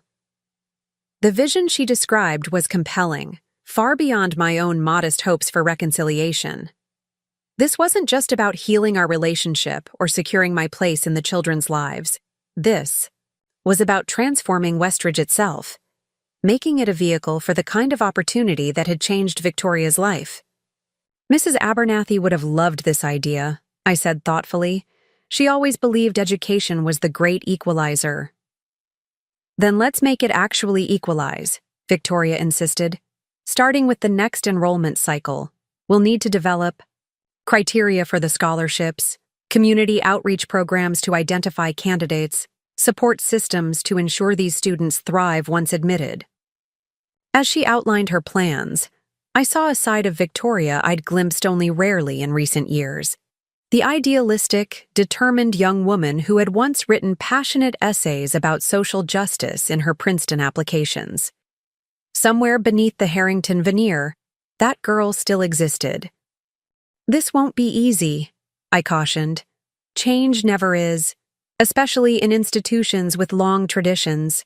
Victoria smiled, a genuine, unguarded expression that transformed her face. That's why I need you, Mom. You understand Westridge from the inside out. You've watched it evolve over 3 decades. You know where the resistance will come from and how to address it. We'd be partners then, I said, testing the word. Equals. Yes, she confirmed. No more secrets, no more pretending. Just 2 women with a vision for what education can and should be. The grandfather clock in the hallway chimed 10, startling us both. I hadn't realized how late it had grown, how absorbed we'd become in this unexpected planning session. I should go, I said reluctantly. It's a school night for the children. Victoria walked me to the door, our steps slower than necessary, both of us seemingly reluctant to end this newfound connection. Speaking of school, she said as she handed me my coat, the children will be returning to Westridge tomorrow. I've already emailed Dr. Reynolds to make the arrangements. They'll be happy about that, I said, thinking of Alexander's earnest questions and Emma's enthusiastic hugs. Especially Emma. Victoria hesitated, then added, I was thinking. The children usually have breakfast with the nanny before school. James and I are typically out the door by 7. But if you wanted to come by some mornings, have breakfast. With them, maybe drive them to school afterward. The invitation, casual as it seemed, represented a monumental shift. Victoria was not only allowing me back into the children's lives, but actively creating space for me in their daily routine. I'd like that very much, I said carefully, not wanting to overstate my reaction and risk her withdrawal. She nodded, seemingly satisfied. Good. I'll let Martina know. She's the nanny. She could use the occasional morning off anyway. At the door, Victoria surprised me again by leaning in for a brief, awkward hug. Good night, Mom. Drive safely. Good night. Victoria, I replied, momentarily speechless at this unexpected physical affection. As I drove home through the quiet streets, I felt a curious lightness, as if years of accumulated tension had finally begun to dissolve. The day had started with the threat of a restraining order and ended with plans for a shared mission and breakfast with my grandchildren. Life's strangest turns often came without warning. The following weeks established a new rhythm to my relationship with Victoria and the children. 3 mornings a week, I arrived at the Harrington home by 7:15, letting myself in with the key Victoria had ceremoniously presented to me after our second family dinner. I prepared breakfast for the children, helped them gather their school supplies, and drove them to Westridge, where I'd walk them to their classrooms before starting my own workday. These morning routines quickly became the highlight of my week. Away from Victoria's watchful eyes, the children relaxed completely in my presence. Emma shared gossip about her friends and teachers. Alexander peppered me with questions about everything from dinosaurs to space travel. Even Olivia, initially the most reserved, gradually warmed to me, one day solemnly presenting me with a drawing titled Grandma Eleanor at Work, depicting a stick figure with gray hair sitting at a desk surrounded by smaller stick figures with backpacks. At Westridge, changes were underway. Victoria had thrown herself into the foundation with remarkable energy, scheduling meetings with the board, consulting with financial advisors, and drafting proposals for the expanded scholarship program. Dr. Reynolds, initially cautious about such significant changes, became an enthusiastic advocate after Victoria presented her detailed 5-year plan. The official announcement of the Westridge Foundation was made at a small ceremony in the school auditorium. Victoria insisted I stand beside her at the podium as she outlined the foundation's mission and introduced me as its founding chairperson, Emeritus, a title we'd negotiated that acknowledged my historical role while clearly establishing her leadership going forward. Westridge Academy has always represented excellence in education, Victoria told the assembled parents, faculty, and local press. Today, we expand that commitment to ensure excellence is accessible to a diverse community of learners. My mother, Eleanor Jenkins, has dedicated 30 years to this institution.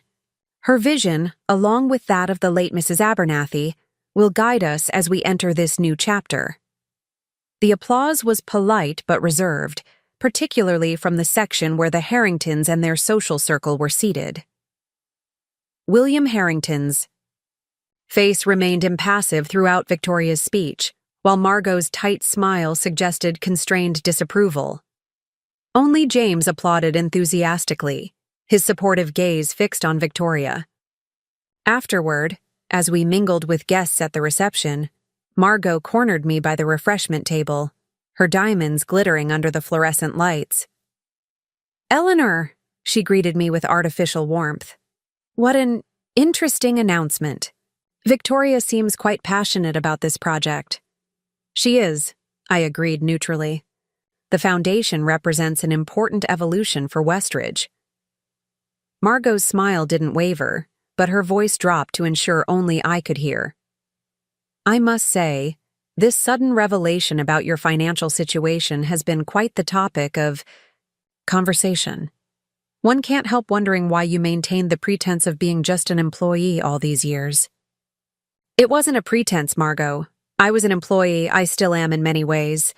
The ownership was unexpected, a gift from Mrs. Abernathy that I chose to honor quietly." She murmured, unconvinced. "Well, William and I are concerned about the direction Victoria is proposing. 30% scholarship students would significantly alter Westridge's character, don't you think? The exclusivity has always been part of its appeal." "Times change," I said simply. "Educational institutions must evolve or become irrelevant." Margot's smile tightened further. "Evolution is one thing, Eleanor. Revolution is another. Victoria may not fully appreciate the social implications of what she's proposing. The Harrington name carries certain expectations in this community." Before I could respond, Victoria appeared at my side, her timing suspiciously perfect. "Mother-in-law," she said sweetly, linking her arm through mine. "I see you've been chatting with my mother." "Just sharing some thoughts about your ambitious plans." Margot replied smoothly. William and I have some concerns, which I'm sure you'll outline in your capacity as a donor, Victoria interrupted, her tone pleasant but firm. But educational policy will be determined by the Foundation Board based on our mission and values. Now, if you'll excuse us, Dr. Reynolds is waiting to introduce us to the State Education Commissioner. As Victoria led me away, I whispered, "That was rather direct." She shrugged, a small smile playing at her lips. One of the advantages of finding out your mother secretly owns the school is realizing you don't have to placate people like Margot Harrington anymore. Victoria, I admonished, though I couldn't suppress a laugh. She's still your mother-in-law. Yes, and I respect her accordingly, Victoria replied, but I don't fear her disapproval the way I used to. There are more important things than maintaining the right appearance. This new Victoria, confident, purposeful, unconcerned with the Harringtons' social approval, was a revelation. In the weeks following the announcement, she threw herself into implementing the Foundation's initiatives with single-minded determination. She established a community advisory board that included educators from public schools, social workers, and representatives from neighborhoods that had never sent children to Westridge. She commissioned a complete review of the curriculum to ensure it reflected diverse perspectives and experiences. She even started a weekly column in the school newsletter highlighting stories of first-generation college students and educational pioneers. Not everyone embraced these changes. Several prominent Westridge families, including close friends of the Harringtons, withdrew their children in protest of the new direction. The school's wait list was long enough that these spots were quickly filled, but the social fallout was significant. Victoria found herself excluded from charity committees she had once chaired, uninvited from luncheons she had previously attended religiously, removed from group texts organizing social events. "Does it bother you?" I asked one evening, as we worked late in the Foundation office, reviewing applications for the pilot scholarship program. "Being ostracized by your old social circle?" Victoria considered the question, tucking a strand of hair behind her ear in that familiar gesture. "Less than I would have expected," she admitted, "though I do worry about the impact on James. He has to work with these people." "And what does James think?" She smiled. "He's been surprisingly supportive. Said he married me for my mind, not my ability to organize galas for his mother's friends. Though I suspect part of him enjoys watching me upset the established order. James has always had a bit of a rebellious streak, carefully hidden beneath that corporate exterior. And the children, have they felt any fallout?" Victoria's expression sobered. "Some. Emma mentioned that Sophia Williams isn't allowed to come to our house for playdates anymore. Apparently, Mrs. Williams feels our family values have become questionable." "I'm sorry," I said, genuinely concerned. "Children shouldn't suffer for adult prejudices." "No, they shouldn't," Victoria agreed.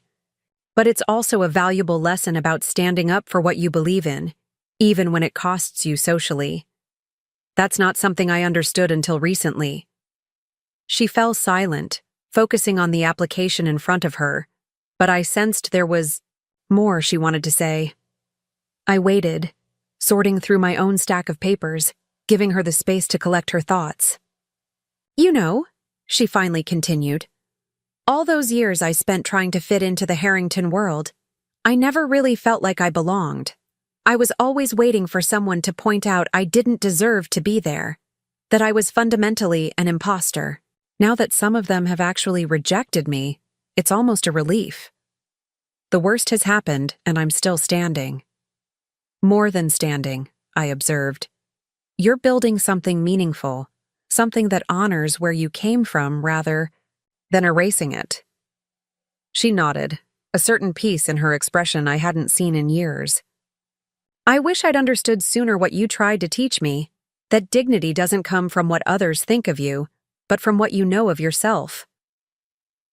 The next morning, I arrived at the Harrington home for my regular breakfast duty to find Victoria still there, unusually late for her typically rigid schedule. "Everything okay?" I asked, helping myself to coffee from the pot she'd already brewed.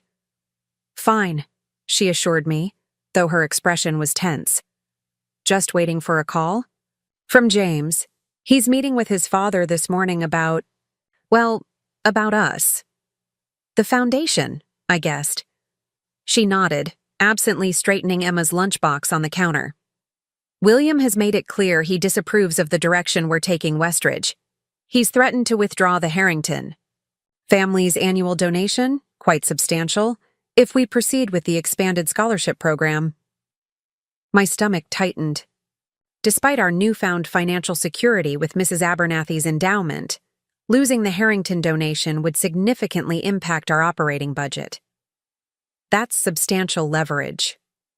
"It is," Victoria acknowledged. "But it's also a test, of me, of James, of what we truly value. James is telling his father this morning that while we appreciate the family's historical support of Westridge, we won't be changing our plans based on financial pressure." The implications were enormous. James was effectively choosing Victoria's vision, our vision, over his family's approval and financial support. It represented a profound shift in the power dynamics that had shaped their marriage from the beginning. "Are you concerned about the fallout?" I asked carefully. Victoria's phone rang before she could answer. She glanced at the screen, took a deep breath, and answered. "James?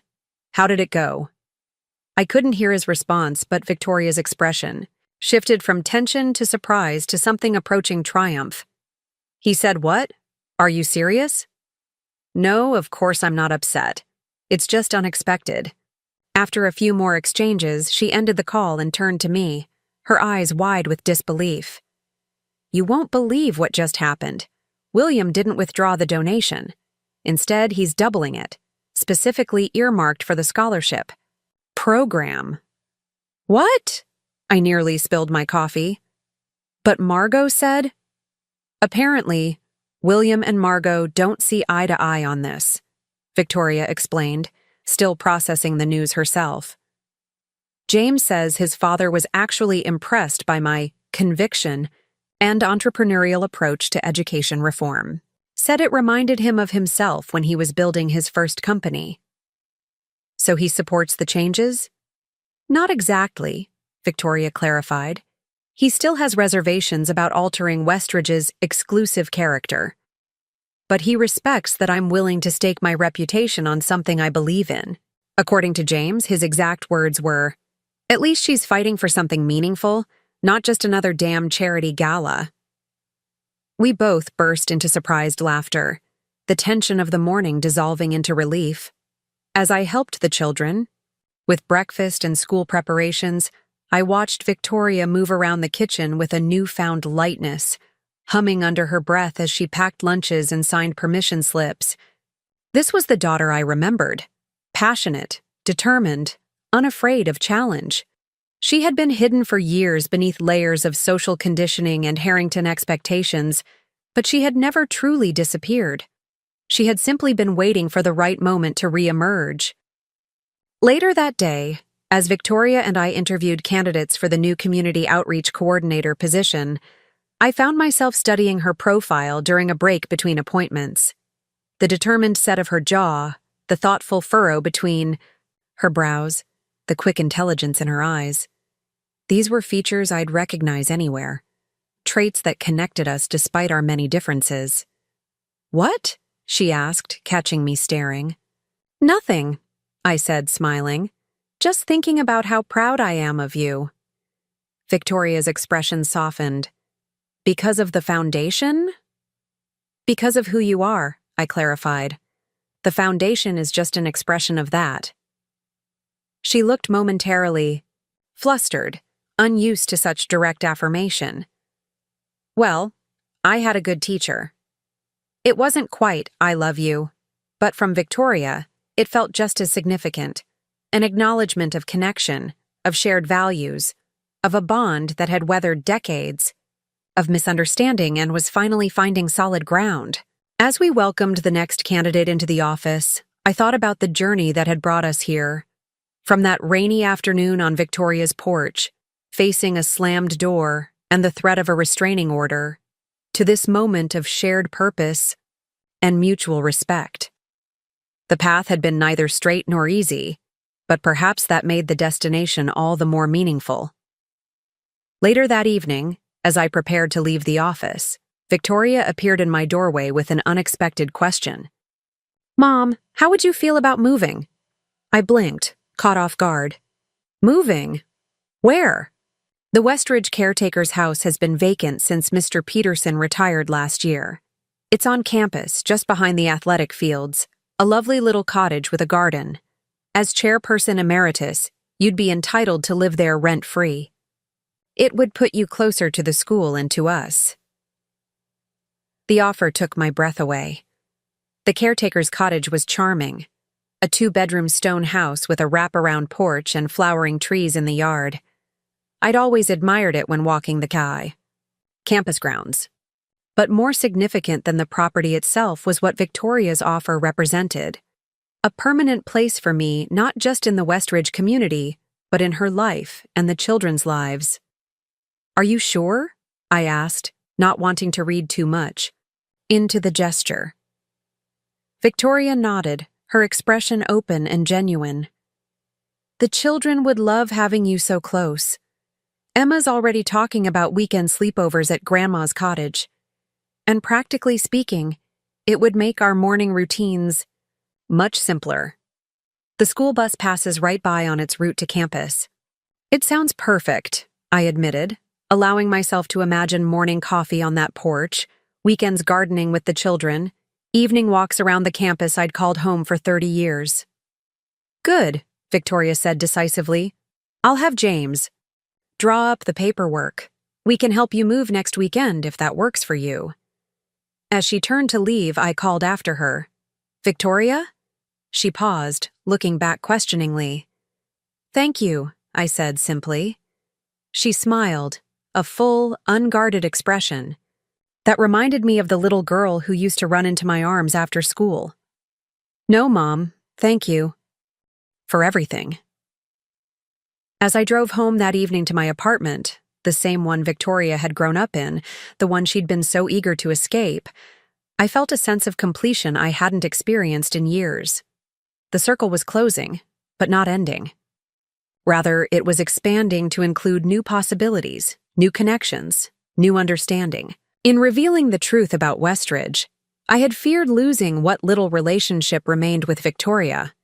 Instead, that revelation had become the foundation for something stronger, more authentic than anything we'd built before. Not because of the money or the power it represented, but because it had forced us both to confront the painful truths we'd spent years avoiding. Victoria's shame about her origins, my fear of asserting my own needs, our mutual failure to communicate honestly about what really mattered. The future stretched before us now, uncertain but promising. The Westridge Foundation would face challenges as we implemented our new vision. Victoria would continue navigating the complicated social dynamics of the Harrington world. I would adapt to a new role, a new home, a new chapter in life I hadn't anticipated even a month ago. But for the first time in decades, we would face these challenges together. Not as the mother who sacrificed everything and the daughter who needed to escape, but as partners in a shared mission, as family rediscovering what that word truly meant. And perhaps that was the most valuable lesson in this entire journey. That sometimes what tears us apart is also what can bring us back together, stronger and wiser for having weathered the storm. 2 months after settling into the caretaker's cottage, life had fallen into a rhythm that still sometimes felt like a dream. My mornings began with the children, breakfast at the cottage 3 days a week, a routine that brought structure to my days and joy to my heart. Emma had claimed the blue ceramic bowl as her special breakfast dish. Alexander insisted his toast be cut into precise triangles. Olivia, still reserved but warming gradually, had developed a fondness for helping me water the cottage garden before school. Victoria's pregnancy was progressing well, though morning sickness had taken its toll during the first trimester. At 13 weeks, she'd finally shared the news with the children, whose reactions were exactly as she'd predicted. Alexander's scientific curiosity, Emma's campaign for a sister, and Olivia's quiet concern, masked beneath careful smiles. Liv, as I'd taken to calling her, had begun spending extra time with me, often lingering after her siblings rushed off to play. One afternoon, as we planted bulbs in the garden for spring flowers, she finally voiced the worry she'd been carrying. "Grandma," she said, her small fingers carefully patting soil around a tulip bulb, "when the new baby comes, will you still have time for me?" The question pierced my heart with its innocent vulnerability. "Of course I will, sweet girl. Grandmas have unlimited love. It never runs out, no matter how many grandchildren there are." She considered this, her expression serious. "Mom will be busy with the baby. Dad, too." "They will," I agreed, "but they'll still love you just as much. And you know what? You'll have a special job as a big sister. That's very important. Alexander and Emma are already good at being big," she said doubtfully. "They don't need me." I set down my trowel, giving her my full attention. "Everyone needs you, Liv. You notice things others don't see. You feel things deeply. That makes you special, not just to me, but to your whole family." She leaned against me, soil-covered hands leaving smudges on my gardening apron. "Can I come here when the baby cries too much?" "Anytime," I promised. "This can be your quiet place whenever you need it." That evening, I shared Olivia's concerns with Victoria, who arrived to collect the children after a foundation meeting. "I've been worried about her," Victoria admitted, watching through the window as the children played on the small swing set James had installed in the cottage garden. "She's so contained, so careful not to make waves. Sometimes I think she believes she has to be perfect to be loved." "I can't imagine where she got that idea," I said dryly. Victoria winced. "Touché. I'm trying to do better with her, with all of them. But old patterns are hard to break." "She needs reassurance," I suggested. "Special time that's just for her, even after the baby arrives." "You're right," Victoria nodded thoughtfully. "Maybe we could start now, a regular mother-daughter outing, just the two of us. Something that's entirely hers, not shared with the twins." I smiled, pleased to see Victoria applying the insights she'd gained from our reconciliation to her relationship with her own children. She'd love that. As Victoria gathered the children for the drive home, I marveled at how naturally we'd fallen into this collaborative approach to parenting, sharing observations, offering suggestions, supporting each other's decisions without criticism or judgment. After years of distance, we'd developed a partnership that honored both her role as mother and my perspective as grandmother. The following week brought another significant development, my first official meeting with the Westridge board as the incoming headmaster. Victoria had prepared the ground skillfully, speaking individually with key board members to secure their support before the formal nomination. Nevertheless, I felt uncharacteristically nervous as I entered the boardroom. Dressed in a new suit Victoria had insisted on buying for the occasion. "You can't meet the board wearing that beige thing from the last century," she'd declared, dragging me to an upscale boutique where she selected a tailored navy ensemble that managed to be both professional and flattering. "You need to look the part, Mom." The board meeting went better than I could have hoped. Dr. Reynolds presented the succession plan, emphasizing my institutional knowledge and deep connection to Westridge values. Victoria outlined the proposed partnership between the foundation and school administration, carefully navigating the potential concerns about nepotism by stressing the separate governance structures and accountability measures. When William Harrington, serving his final year as board chair before retirement, raised questions about my lack of academic credentials, Victoria didn't jump to my defense.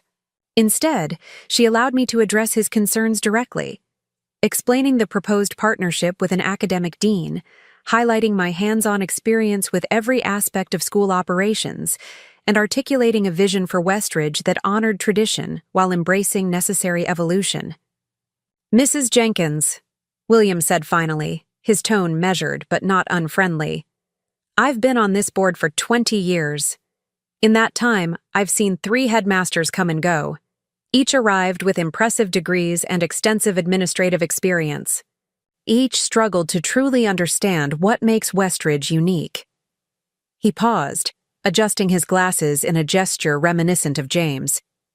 "Your approach is unconventional, but so was Mrs. Abernathy's decision to leave you the school. Perhaps what Westridge needs now isn't another academic administrator, but someone who embodies its heart and soul.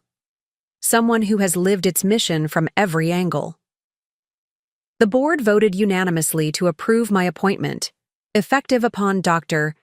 Reynolds' retirement the following June. As we left the meeting, Victoria squeezed my hand, her expression triumphant. "Even William voted yes," she whispered. "That's practically a miracle." "He sees the value in your vision for the foundation," I replied. "And in your judgment about me." She shook her head, amused. "No, Mom. He sees the value in you. We all do now." The autumn months passed in a blur of preparation for my new role, for Victoria's expanding foundation initiatives, for the baby's arrival in January. The cottage became the heart of our family life, hosting Sunday dinners, weekend, sleepovers, and holiday celebrations. James, initially reserved in these family gatherings, gradually relaxed into a warmer, more playful version of himself, building a treehouse with the children, experimenting with elaborate recipes in my modest kitchen, sharing stories about his own childhood that revealed unexpected commonalities with Victoria's experiences. "I never told anyone this," he confided one evening as we washed dishes after dinner, the children and Victoria engaged in a board game in the living room. "But my family wasn't always wealthy. My father's first business failed when I was 7. We lost everything: the house, the country club membership, my private school enrollment.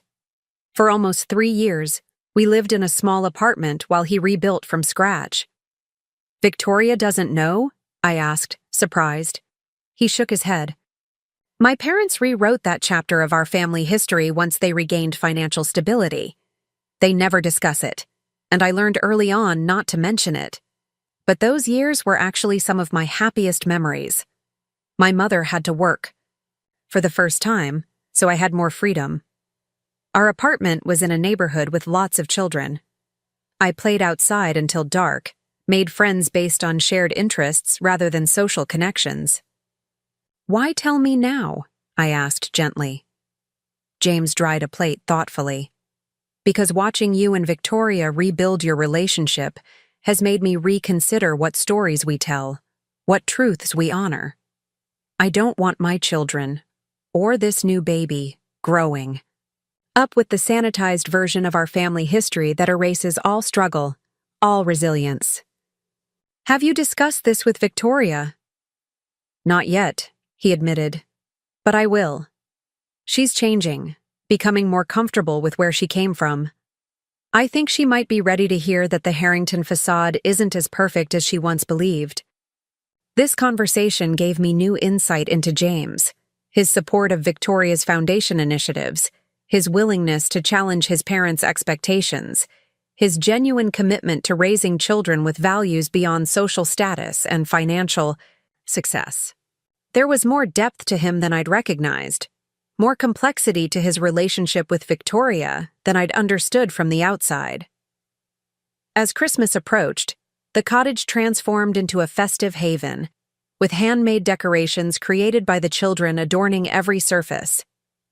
Victoria, now 7 months pregnant and glowing despite her fatigue, had embraced the holiday with unexpected enthusiasm, reviving traditions from her childhood that I'd assumed she'd forgotten, stringing cranberries and popcorn for the tree, baking cinnamon ornaments that filled the cottage with spicy fragrance, singing the carols we'd once performed as an impromptu duo while washing dishes in our tiny apartment. Remember how we used to ride the bus downtown to see the department store windows? She asked one evening, as we finished decorating the modest tree I'd set up in the cottage living room. We couldn't afford to buy anything, but you made an adventure out of just looking. You loved the animated displays, I recalled, smiling at the memory. Especially the one with the little mice decorating their tree. I thought it was magical, she said softly.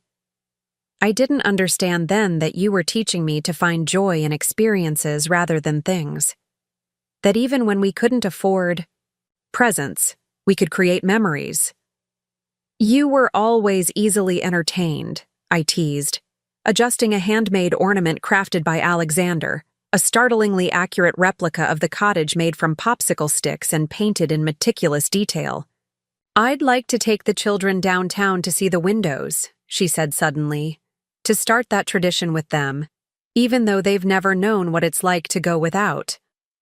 I think that's a wonderful idea, I agreed, touched by her desire to share this piece of our history with her children. The downtown excursion became a full family outing.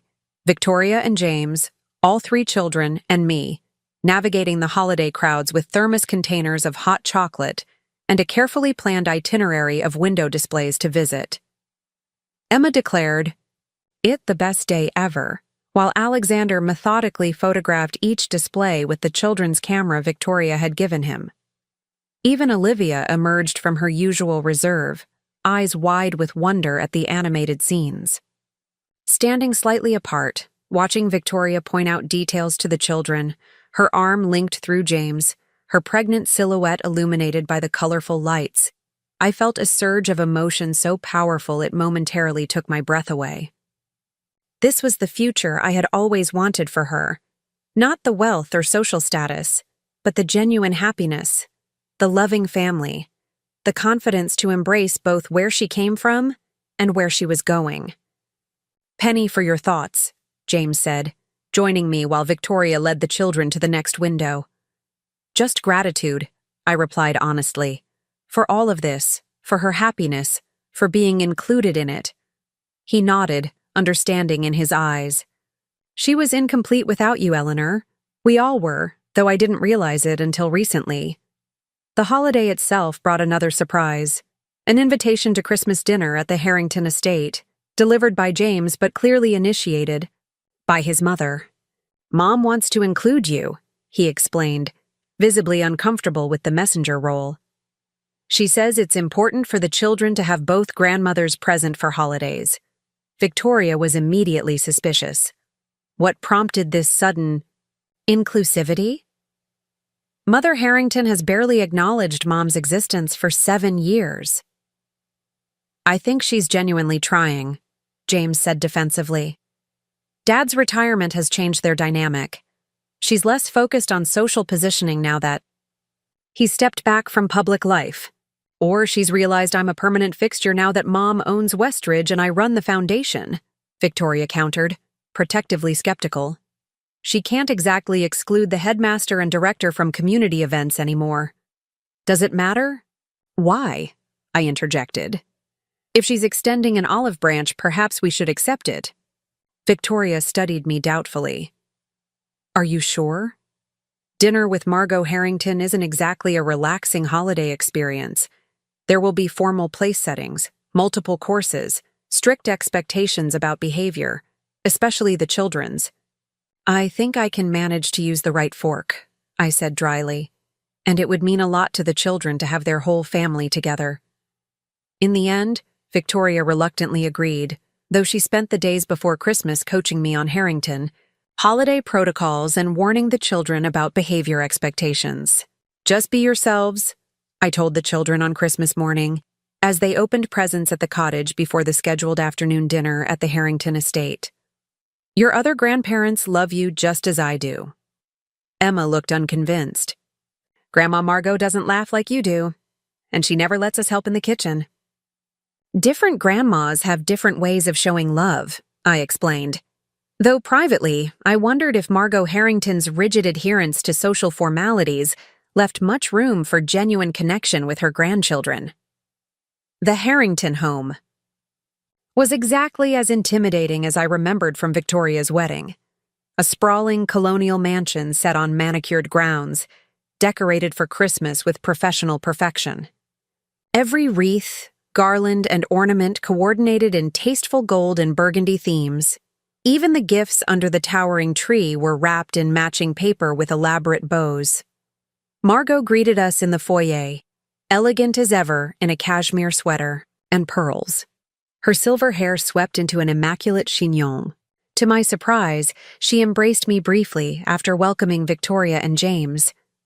"Eleanor," she said, her tone cordial if not warm, "thank you for joining our family celebration. The children have been talking about your cottage constantly. Apparently, you've become quite the gardener." "Amateur enthusiasm rather than skill," I demurred. "But the children are wonderful helpers." "Indeed," she replied, her gaze shifting to Olivia, who had quietly moved to stand beside me. "Olivia has always had a particular interest in flowers. Perhaps she gets that from you." Before I could respond to this unexpected acknowledgement of inherited traits, William appeared, ushering us toward the formal living room where pre-dinner drinks awaited. The afternoon unfolded more pleasantly than I had anticipated. The children, initially subdued by the formal setting, gradually relaxed when permitted to play in the sunroom adjacent to the dining room. During dinner, served by staff on china, so fine it was nearly translucent, Margot made visible efforts to include me in the conversation, asking thoughtful questions about my plans for Westridge, and even soliciting my opinion on a community literacy program she chaired.